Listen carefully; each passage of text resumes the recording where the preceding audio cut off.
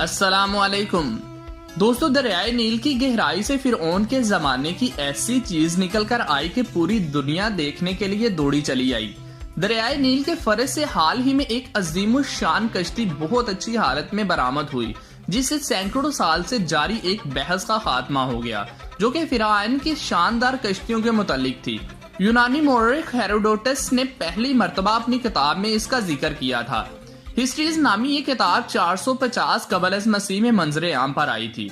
इसने एहराम के मुतालिक लिखा था कि इन्हें जोड़ने वाले पत्थरों के दरमियान बाल बराबर भी फर्क नहीं, और जब दोपहर में इन पर धूप पड़ती है तो एहराम से मुनकस होकर एक रोशन मंजर बनाती है, जिसे देखकर होश उड़ जाते हैं। हेरोडोटस ने मिस्र की सैर में ये भी कहा था कि इसने बार्स नामी एक बहुत बड़ी कश्ती देखी, जिसमें लोग अपने सामान समेत एक जगह से दूसरी जगह जाया करते थे।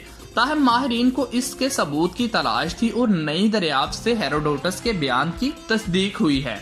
Oxford centre of maritime archaeology के माहिरीन डायमियन रॉबिन्स ने कहा है कि इन्होंने एक बड़ी कश्ती का 70% ढांचा बरामद किया है, जो इस बात की तस्दीक करता है कि फिरऔन के अहद में बड़ी तिजारती कश्तियां इस्तेमाल होती थी।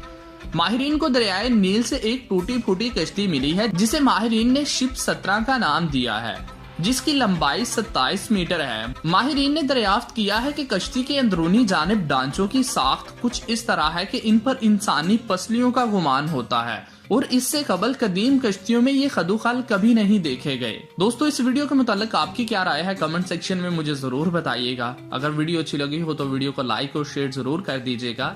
अल्लाह हाफिज।